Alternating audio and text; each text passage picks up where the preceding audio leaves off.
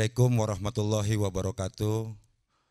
Pemirsa yang dirahmati Allah Subhanahu wa taala, bersama saya Neno. Selamat datang di acara podcast BP Jam Sostek Ramadan Karim. Hari ini syukur alhamdulillah kita kedatangan tamu spesial, yaitu Ustadz Haji Hasbi Al-Mawardi Lubis. Selamat datang Al Ustadz. Beliau ini sudah tidak asing lagi di tengah-tengah kita. Mungkin tidak ada satupun yang tidak kenal beliau. Sudah berkumandang ceramah-ceramahnya, tausiahnya, baik di acara tablik akbar, di pengajian-pengajian. Nah, untuk saya sendiri, saya sudah berkali-kali jumpa sama beliau ini. Pertama bertemu di kantor di BPJS Ketenagakerjaan dalam ceramah rutin di kantor wilayah. Dan kemudian secara tidak sengaja juga saya pernah ketemu dengan Al-Ustadz, yang mana Al-Ustadz ini mengisi pada sesi khutbah sholat Jumat. Ya alhamdulillah itu berkah bagi saya. Dan hari ini tanpa disadari, memang atas ketentuan Allah, kami bertemu kembali di acara podcast BP Jam Sostek Ramadan Karim. Bagaimana Ustadz kabarnya? Alhamdulillah. Alhamdulillah. Di bulan Ramadan ini kita tetap ceria Ustadz ya. Karena ingat beberapa tahun yang lalu dengan ada pandemi COVID, kita nggak bisa seperti ini. Kita nggak bisa seperti ini, nggak bisa bercerita tentang dan menyampaikan kebenaran dan kebaikan kepada pemirsa. Nah hari ini ya Ustadz, kita akan mengangkat tema keberkahan rezeki. Keberkahan rezeki, yang mana ini memang sangat penting kita sampaikan juga kepada seluruh pemirsa yang mendengarkan. Karena rezeki itu hampir rata-rata bingung. Ini sebenarnya rezeki atau enggak ya gitu. Nah dalam pandangan Islam, Ustadz, sering kita ada dinamakan yang namanya berkah dan erat kaitannya dengan rezeki. Tapi keberkahan rezeki itu tidak juga lazim, tidak juga benar atas besar dikitnya harta, benar ya Ustadz ya. Nah, lalu seperti apa sebenarnya rezeki yang berkah itu menurut pandangan Islam, Ustadz? Mohon diberikan penjelasan, Ustadz. Terima kasih. Assalamualaikum warahmatullahi wabarakatuh. Pemirsa, hadirin jamaah yang dimuliakan Allah, alhamdulillah kehormatan buat saya hari ini diberikan kesempatan untuk bisa memberikan sedikit pengetahuan yang saya miliki tentang apa yang ditanyakan oleh host tadi berkenaan dengan berkah yang dikaitkan dengan rezeki. Secara etimologi berkah itu artinya ziyadatul khair, bertambahnya keberkahan terhadap sesuatu. Misal, dulu sebelum lahirnya Nabi Muhammad, wanita-wanita jahiliyah itu memiliki pekerjaan rutin memberi susu atau menyusukan anak-anak Arab. Nah, ada yang air susunya deras, ada yang tidak, ada yang kering, itulah cari nafkah mereka. Nah, ketika lahirnya Nabi Muhammad, ada seorang wanita yang bernama Suwaibah. Nanti ketika Islam dia akan berganti nama menjadi Suwaibatul Aslamiyah. Saat lahirnya Nabi Muhammad ke dunia ini, dialah wanita pertama yang memberi info kepada Abu Lahab bahwa telah lahirnya keponakannya. Maka apa yang terjadi? Setelah itu nanti dia akan menjadi ibu susunya Rasulullah. Nah, ketika dia menjadi ibu susunya Rasulullah, berarti secara otomatis Rasul meminum air susunya atau asinya. Yang tadinya asinya itu tidak deras, maka dengan dia Rasulullah meminum air susunya, maka menjadi deras. Akhirnya kalau menjadi deras, maka akan banyak orang yang disusukannya. Kalau banyak orang disusukannya, berarti akan bertambah banyak pendapatannya atau rezekinya. Dari secara bahasa, inilah yang disebut berkah tadi. Dari yang kecil menjadi besar, atau kadang-kadang seperti yang dikatakan di pangkal tadi, berkah itu bukan perkara kuantitasnya, tapi perkara kualitasnya. Kan seperti itu juga umur. Umur itu kalau dipandang dalam Al-Quran, alladzi khalaqal mauta wal hayata liyabluwakum ayyukum ahsanu amala. Jadi manusia yang terbaik dalam pandangan Allah itu bukan yang panjang usianya, tapi yang berkah. Yang berkah itu artinya dia tidak dipandang kuantitasnya, tapi kualitasnya. Bukan sepanjang apa, tapi sedaya apa umur itu bermanfaat untuk orang lain. Baik. Itu dia kira-kira. Jadi Ustadz bisa juga diambil kesimpulan. Jadi kita manfaatkan sebaik-baiknya umur itu Ya, betul. dengan kebenaran dan kebaikan. Ya, Karena percuma juga usia kita tua, Iya. tapi nggak kita manfaatkan, betul. kita terlena bahwa waktu itu sebenarnya nggak bisa kita hentikan gitu, Iya, Ustaz. betul. Ya kan? Waktu itu sebenarnya inilah ujian bagi kita, bagaimana untuk merefleksikan diri sebenarnya, Iya. untuk memberikan kebenaran, kebaikan, beribadah sebanyak-banyaknya sehingga berkah itu akan datang. Betul. Nah ini yang jadi menggelikan dan mengherankan, terbelalak begini, Ustadz. Akhir-akhir ini kan banyak kita lihat kejadian-kejadian. Banyak kejadian-kejadian baik yang kita lihat maupun kita dengar, seperti terjadinya pembunuhan, kemudian terjadinya perselingkuhan, ada begal lagi malah. Seolah-olah mereka ini tidak takut akan sesuatu yang menimpa mereka, terus atau mereka dengan sengaja gitu, dengan gembira melakukan hal-hal ini, korupsi misalnya. Nah ini apakah ada kaitannya dengan rezeki yang halal haram sehingga mengakibatkan tindakan-tindakan orang-orang itu melakukan hal yang tidak semestinya, begitu Ustaz? Sebagian ulama mengatakan apabila seseorang mengkonsumsi makanan yang tidak baik, thayyibah, nanti irodib katanya bisa ke haram. Jadi orang mencari nafkah, maka hasil dari apa yang dicarinya dengan jalan yang tidak baik itu dia masukkan ke perutnya, ke perut istrinya, ke perut anak dan keluarganya, maka akan lahir 7 sifat ketergantungan dari manusia itu. Di antaranya pembangkang, melawan, anarkis. Nah inilah yang kita lihat di masyarakat hari ini. Nah hari ini orang tidak malu begal, tidak malu berjudi. Alhamdulillah kita di kota Medan ini, saya kemarin malam jumpa dengan Wakapolda. Kita di Medan ini diadakan razia asmara subuh. Asmara subuh ini kan yang bukan mahram. Artinya bukan suami, bukan istrinya, mereka sahur, setelah itu mereka niat puasa, tapi keluar pegang-pegangan. Nah, ini kan salah satu contoh akhlak yang dulu tidak pernah ada di masa kita, tapi di masa ini itu sudah biasa. Nah, kenapa itu terjadi? Saya tidak ingin katakan itu 100%, tapi di antara penyebabnya karena di dalam perutnya ada benih yang tidak halal. Nah benih-benih inilah yang membuat dia jauh dari agama. Begitu. Jadi jelas ya Ustadz ya. Ini kadang gini, kadang manusia itu kan khilaf gitu ya. Dari yang namanya manusia itu makhluk lemah. Makhluk lemah kadangkala dia sengaja atau tidak sengaja mengkonsumsi atau mendapatkan sesuatu yang bukan haknya misalnya, atau yang haram tadi, yang berdampak kepada itu tadi ya, tidak berkah itu. Yeah. Nah kalau demikian kadang ada di lingkungan kita yang sangat-sangat sederhana nih Ustadz nih, sangat sederhana, rezeki katanya. Nah kalau memang rezeki nggak kemana kan gitu. Itu ada cerita di depan mata kita. Udah sabar aja. Kalau rezeki nggak kemana, pasti akan datang kan gitu. Bahkan kan ada kejadian contohnya gini nih. Ini contoh di depan realita aja, yang jual mobil gitu. Sudah jelas-jelasnya mobil itu bakal jual dan akan menguntungkan, tiba-tiba depan mata enggak. Itu apa ada kaitannya juga dengan mengkonsumsi hal haram atau yang belum waktunya? Barangkali Ustadz bisa menjelaskan. Begini, manusia itu ada af'al namanya. Af'al perbuatan manusia itu dibagi dua. Ada namanya af'alul hakiki, pekerjaan yang mutlak datangnya dari Allah. Iya. Umpamanya takdir.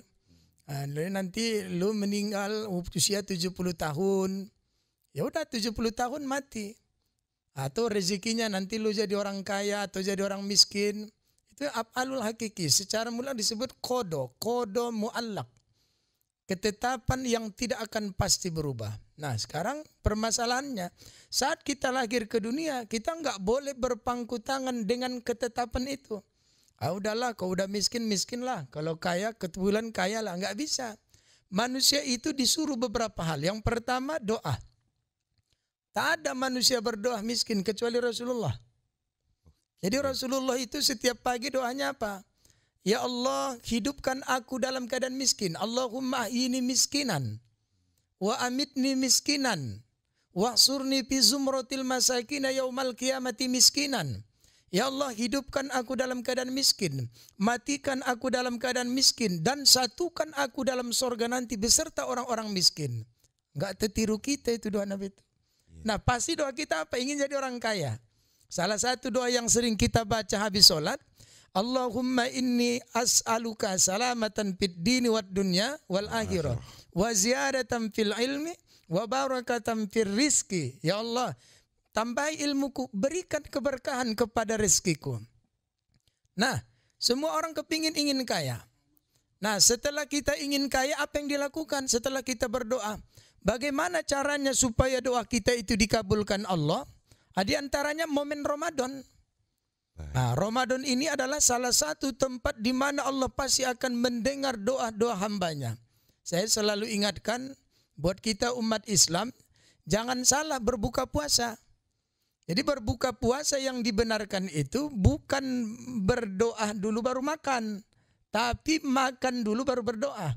Dalam kitab Fathul Mu'in, Zainuddin Abdul Aziz Al-Malibari dikatakan, wa yusannu ayyakula akibal fitri Allahumma lakasumtu.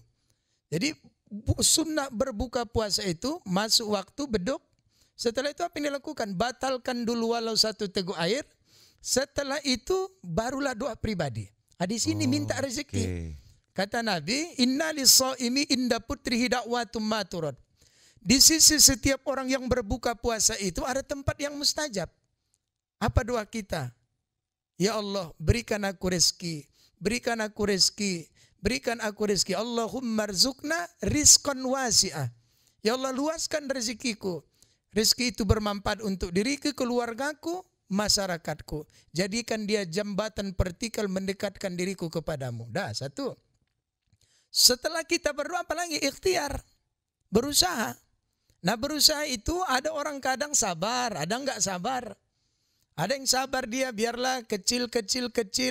Nah makanya berkah itu enggak banyak tapi cukup. Coba kita lihat.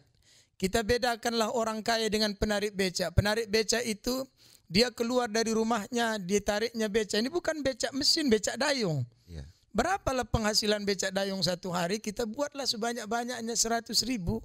Enggak dapat pun 100.000 kita buat. Dia punya keluarga, berarti kalau dia tiap hari bekerja hanya dapat 3 juta. Sementara yang dia harus maksudnya itu, yang harus ditanggungnya itu ada istrinya, ya, ada keluarganya, ada anaknya. Anaknya kalau sempat 5 orang, ya. Secara logika kita nggak mungkin, tapi karena dia mencarinya karena Allah, sedikit tapi berkah, cukup. Anaknya nggak kelaparan, istrinya nggak kelaparan, anaknya sekolah, dan semua dilalui. Nah, setelah kita berikhtiar, nah baru jangan lupa bertawakal. Apa itu tawakal? Tawakal itu berserah diri kepada Allah setelah 2 hal, doa dan ikhtiar. Nabi sedang ceramah, tiba-tiba ada seorang laki-laki datang membawa onta. Dia lepas ontanya, kata Nabi, mana onta kau tadi? Ya kubiarkan ya Rasul, ini kan onta-onta Tuhan. Biar aja Tuhan yang menjaganya. Marah Nabi. Itu bukan tawakal. Tawakal itu engkau harus berdoa dan berikhtiar. Engkau ikat dulu onta engkau itu di tali. Kalau toh hilang juga, itu yang disebut dengan tawakal. Maka saya ingatkan ya. Saya ingatkan harta itu secara umum ada 3. Ada kutu, ada lapo, ada esok. Apa itu harta kutu? Harta yang mencarinya dengan jalan yang tidak baik, tapi membelanjakannya 2 jalan. Kadang-kadang harta yang tidak baik itu dibelanjakan kepada jalan yang tidak baik. Misalnya duit dikorupsi, dicuri, tapi dibelanjakan kemana? Ke jalan yang tidak baik. Istilah orang pasaran, uang hantu dimakan setan. Dimakan setan. Baik Ustaz. Iya. Jadi tadi menarik tuh yang disampaikan, ada contoh tukang beca. Memang iya, kita tidak bisa menyepelekan orang lain, melihat mendiskreditkan dengan kondisi tukang beca, tapi dia gembira gitu. Yeah. Bahkan anaknya ada yang sarjana, bahkan ada yang memang kerja melebihi penghasilan yang diterima orang tuanya. Nah, bicara ini kaitannya dengan ikhtiar tadi yang Ustadz sampaikan. Nah, ikhtiar itu ada nggak ya ikhtiar yang bisa kita amalkan untuk mencapai agar rezeki kita berkah selalu gitu? Ikhtiar apa yang harus dilakukan dan apa dalilnya, Ustadz? Ada satu ulama Yaman mengarang kitab Kaifa takunu ghaniyan. Bahasa Medannya, bagaimana Anda kaya ala Nabi. Ketika Nabi sedang mengajar, ada datang seorang laki-laki Badui. Kalau kita di Sumatera Utara, laki-laki orang-orang kampung. Jadi sahabat-sahabat Nabi itu kalau datang orang Badui ini senang. Senangnya di mana? Karena sahabat-sahabat Nabi yang dekat dengan Nabi itu sangkan hormatnya kepada Nabi. Bertanya aja nggak berani. Nah, kalau datang orang Badui ini, dia ngomongnya suka-sukanya aja. Ya Rasulullah. Ada apa kata Nabi? Aku ini orang kampung. Aku lagi susah, lagi galau. Aku nggak banyak rezeki, miskin aku sekarang. Tolong berikan padaku satu amalan. Yang dengan amalan itu bisa membuat aku lebih baik lagi. Kata Nabi, setiap engkau masuk ke rumahmu, baca suratul Ikhlas. Qul huwallahu ahad, Allahu somad, lam yalid wa lam yulad wa lam yakul lahu kufuwan ahad. Wahid marrah, satu kali saja. Nah, jadi urutannya, pertama kata Nabi, bersalam dulu engkau. Assalamualaikum warahmatullahi, salam masuk ke rumah. Setelah itu yang kedua, bersalam kau kepadaku, kata Nabi. Assalamualaikum ayuhan nabi warahmatullahi wabarakatuh. Yang ketiga, baca qul huwallah satu kali saja. Wahid marrah. Akhirnya si Badui ini pulang. Beberapa bulan kemudian datang dia kepada Nabi. Ya Rasulullah, terima kasih. Ternyata apa yang kau berikan kepadaku membuat aku hari ini lebih baik lagi. Berarti kalau ditanya secara ikhtiar, ikhtiar apa? Berarti ada ikhtiar dalam bentuk doa, amal. Itulah.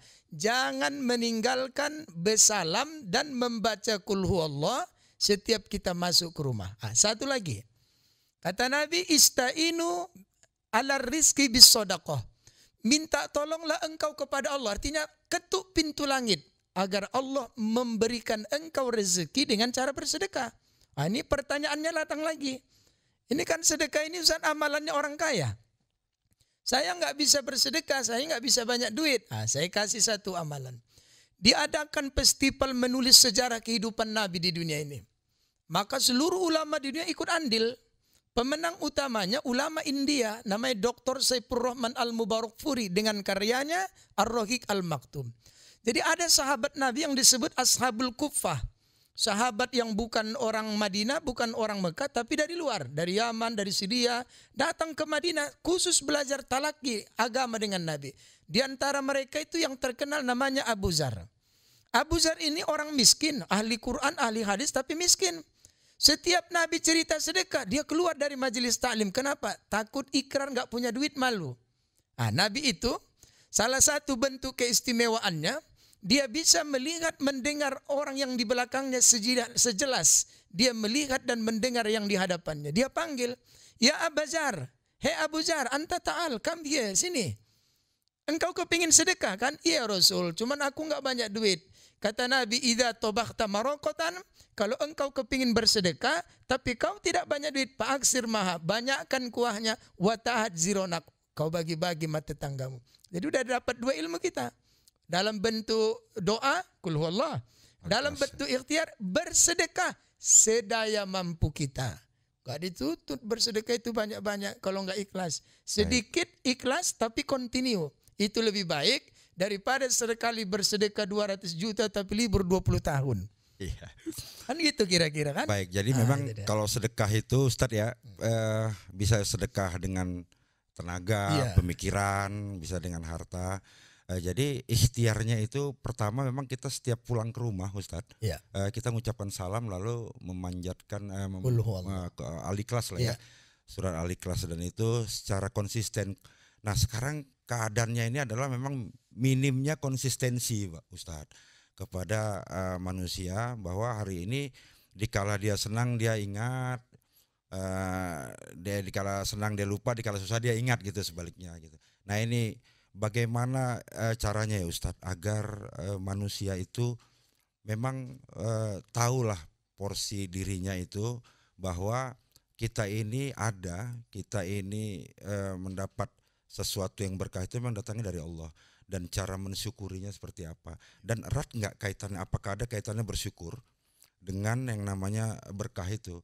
Bisa nggak kita nggak usah bersyukur tapi berkah itu datang, atau dengan bersyukur malah berkah itu lebih rezeki itu lebih berkah gitu, Ustaz? Syukur dengan berkah itu seperti baju dengan celana. Ya, orang bersyukur tapi tak dilakukannya kesyukuran itu jalan yang baik, ya nggak berkah dia jadinya. Nah, dia dapat harta yang sedikit tapi dia bersyukur, sedikit itu menjadi berkah. Tadi kan kita kaji di pangkal, berkah itu bukan kuantitas tapi kualitas. Nah, kalau begitu syukur dan berkah itu ibarat anak mata rantai yang tak bisa dipisahkan. Di mana ada syukur harus ada berkah. Karena hikmah syukur itu datang berkah. Berarti orang yang tidak bersyukur akan hilang keberkahan itu. Pertanyaannya, bagaimana cara bersyukur? Salah satu ulama besar dalam mazhab Syafi'i, Imam Ad-Dasuki, mengarang kitab Sarah Ad-Dasuki Umil Barokin. Dalam muqaddimah kitab itu dijelaskan, as-syukru huwa sana'u bil lisani au bi ghairihi minal qalbi wa sairil arkan ala mun'imi bisababi ma asadda ila sakir. Jadi syukur itu cara mensyukuri nikmat itu dengan cara syukur. Syukur itu apa? Memuji kebesaran Allah. Dapat nikmat, Tuhan gak butuh kalimat yang lain. Wakili seluruh keberhasilan itu dengan satu kalimat, alhamdulillah. Dan satu lagi, agar datang keberkahan ini, awalilah setiap pekerjaan itu dengan nama Allah. Kullu amrin dzibalillah yubda'u bihi bismillah fahuwa aqta. Setiap pekerjaan yang tidak diawali dengan nama Allah, basmalah, bismillahirrahmanirrahim, aqta, putus. Dalam riwayat yang lain, abtar. Abtar itu mandul. Mandul. Jadi Nabi Muhammad itu pernah disebut abtar. Inna sani'aka huwal abtar. Kenapa? Karena setiap Nabi Muhammad punya anak laki-laki meninggal. Maka dibilang orang Arab abtar, abtar, abtar. Padahal maksudnya kenapa Nabi enggak punya anak laki-laki? Salah satu pakar tafsir Madinah, almarhum As-Syaikh Profesor Dr. Ali As-Subuni dalam Sofwatut Tafasirnya, kenapa Nabi enggak punya anak laki-laki? Karena Allah bermaksud menjadikan Nabi kita itu sebagai khotaman nabiin, penutup para nabi. Maka dipotong nasabnya dari laki-laki. Jadi setiap pekerjaan yang tidak diawali dengan basmalah, abtar, tak menghasilkan. Nah ini kadang berkahnya banyak, arti bukan berkahnya, kuantitasnya banyak. Dia banyak harta tapi nggak berkah, nggak cukup, nggak tenang dia dengan harta itu. Kebahagiaan itu bukan materi. Ada orang mampu membangun bangunan yang megah tapi kalah saat membangun keluarga sakinah. Berarti kan berkah. Harta banyak, rumah bertingkat, sawit berhektar, tanah terhampar, mobil mewah, nggak tenang. Takut rumah datangi maling, dia taruh alarm. Takut juga taruh CCTV. Masih gelisah dia sewa satpam. Enggak tenang dia beli anjing. Terakhir satpam kejar-kejaran sama anjing. Kan udah enggak nikmat lagi dia jadinya. Nah artinya itu yang harus kita bersyukur dengan kalimat alhamdulillah. Yang kedua, bagaimana cara bersyukur itu?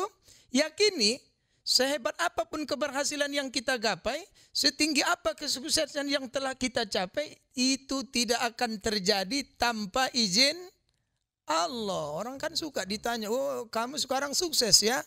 Dia buka daftar hidupnya mulai dari miskin sampai kaya. Nggak perlu. Dia lupa sama Allah itu. Dan yang terakhir, bagaimana cara mensyukuri nikmat itu? Allah suka, Allah cinta, Allah senang, Allah ridha.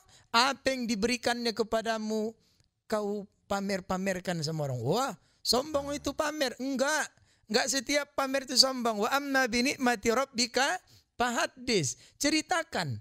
Jadi kalau menceritakan nikmat karena motivasi ayat itu ibadah. Yang terlarang itu menceritakan nikmat karena sombong. Penutup di bab syukur ini, Imam Ibnu Athaillah As-Sakandari berkata begini, "Man lam yaskurin ni'am faqad ta'arrada li zawaliha. Wa man sakaroha faqad qayada bi iqaliha." Hakikat mensyukuri nikmat sesungguhnya untuk engkau mempertahankan nikmat itu agar tak hilang dari engkau. Dan hakikat mengkufuri nikmat sesungguhnya membuka keran yang luas agar engkau kehilangan nikmat itu. Baik, Ustaz. Nah, jadi ini agak geser dikit, Ustaz. Ya. Ini kan